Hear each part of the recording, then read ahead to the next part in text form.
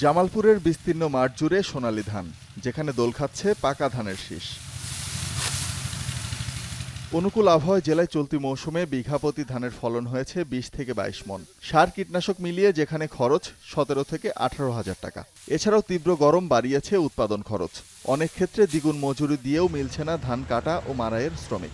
অতিরিক্ত পরিশ্রম গরমে কামলা হওয়ার ধান কাটি কাটি মানুষের খুব কষ্ট। এবার 1 মণ ধান বাজারে নিয়ে গেলে 1000 থেকে সর্বোচ্চ শুকনা সেটা 1100 টাকা আমরা বিক্রি করতে পারি। তাই এবার আমাদের যে অবস্থা, আমরা আসলে লসের সম্মুখীন হয়ে যাব। এদিকে সরকার নির্ধারিত প্রতিমণ ধানের দাম 1440 টাকা হলেও খোলা বাজারে মোটা জাতের ধান 1000 থেকে 1070 টাকা আর চিকন জাতের ধান বিক্রি হচ্ছে 1100 থেকে 1200 টাকা পর্যন্ত। কৃষকরা বলছেন উৎপাদন খরচের সাথে বাজারে ধানের দামে বিস্তর ফারাক। ধার দেনা পরিশোধে কম দামে নতুন ধান বিক্রি করে লোকসান গুনতে হচ্ছে তাদের। বর্তমানে ধানের আমদানি বাজারে পর্যাপ্ত রয়েছে, সামনে আরো বাড়বে। ধান যদি কম দামে না বিক্রি করি তাহলে তো উপায় নাই, কারণ আমরা কারো না কারো কাছ থেকে টাকা কর্জ করে নিয়ে আমরা এই আবাদ অর্জন করছি।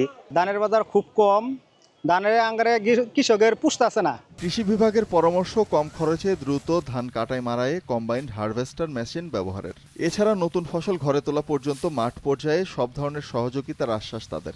এবছর শ্রমিক খরচ একটু বেশি বিধায় আমরা আমাদের কৃষি সম্প্রসারণ অধিদপ্তরের পক্ষ থেকে আমাদের কৃষক ভাইদেরকে কম্বাইন্ড হারভেস্টারের মাধ্যমে সবাই মিলে যেন ধানটা কর্তন করতে পারে সেজন্য আমরা সহায়তা করে যাচ্ছি।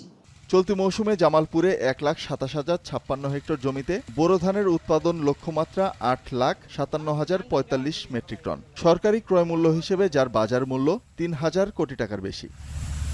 এখন জামালপুর।